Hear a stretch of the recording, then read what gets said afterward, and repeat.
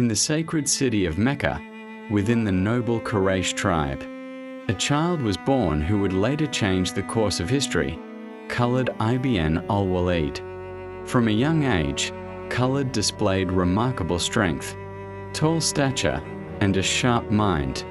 He was trained in the arts of horsemanship, archery, and swordsmanship, excelling in every skill of warfare. Even before Islam, Khalid earned a reputation as a fearless fighter and a natural leader among his people. When the Prophet Muhammad began his mission, Khalid stood firmly against Islam. His loyalty to Quraysh and its traditions made him one of the fiercest opponents of the new faith. At the Battle of Uhud, his tactical brilliance turned the tide against the Muslims.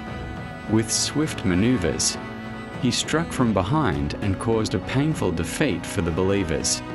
At this time, Khalid was seen as one of Islam's greatest threats, yet destiny had prepared something far greater for him. Years of conflict did not harden Khalid's heart against truth.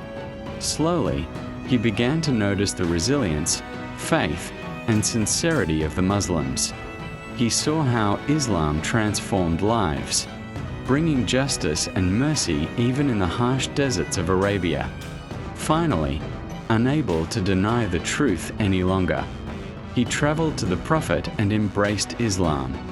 With deep humility, Khalid declared, "All that I did against you was wrong."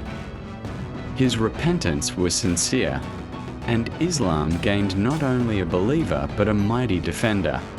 Upon Khalid's acceptance of Islam, the Prophet Muhammad honored him with a title unlike any other, Saifullah, meaning the sword of Allah. From that moment, Khalid's strength was no longer used against Islam but for its defense. His sword was dedicated to justice, faith, and the protection of the Muslim community.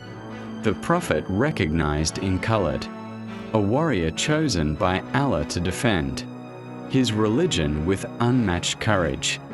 Khalid's first great test came at the Battle of Mu'tah, where the Muslim army faced the powerful Byzantine forces. One by one, the Muslim commanders fell in battle, leaving the army leaderless. In that critical moment, Khalid stepped forward, took command, and displayed brilliant strategy. Despite being heavily outnumbered, he managed to regroup the Muslims and save the army from complete destruction. It was at Mu'tah that Khalid truly proved himself as the sword of Allah. Khalid's military genius soon brought him face to face with the two great superpowers of the world, the Persian Empire and the Byzantine Empire. Their armies were vast, disciplined, and heavily armed. Yet Khalid's brilliance in strategy, speed, and surprise attacks brought the Muslims victory after victory. He proved that with faith, courage, and intelligence, even the mightiest powers could be humbled. His victories shook the world and established the Muslims as a rising force in history. Among Khalid's most celebrated achievements was the conquest of Damascus, one of the greatest cities of the Byzantine Empire. Through daring maneuvers and relentless determination, he led the Muslims into the city. But Khalid was not just a conqueror, he was also just and merciful. The people of Damascus witnessed his fairness, kindness, and protection for civilians, winning their respect and admiration. His sword was sharp in battle but gentle in justice. The Battle of Yarmouk was one of the greatest battles in world history, where Khalid once again commanded the Muslims against the Byzantine Empire. Facing an army many times larger, Khalid's unmatched leadership turned the battlefield into a place of triumph for Islam. His strategies, courage, and ability to inspire his soldiers secured a decisive victory. Yarmouk opened the doors of Syria to Islam and sealed Khalid's place as one of the greatest generals the world had ever seen. Despite never losing a single battle, Khalid remained humble.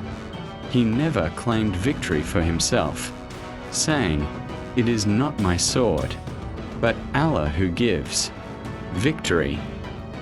His greatness lay not only in his military skill, but also in his humility, sincerity, and devotion to Allah. He was a warrior whose heart was filled with faith, whose courage was unmatched, and whose victories were always credited to the will of Allah. Khalid ibn al-Walid, R.A., fought in over 100 battles, always at the front lines, yet his death did not come in combat. In the city of Homs, Syria, the great warrior lay on his deathbed, shedding tears. He said, "I fought in hundreds of battles, yet here I am, dying in my bed like a camel. May the eyes of cowards never find rest." Though he longed for martyrdom, Allah had chosen another end for him. He left the world undefeated, remembered as Saifullah, the sword of Allah, whose name will forever shine in history.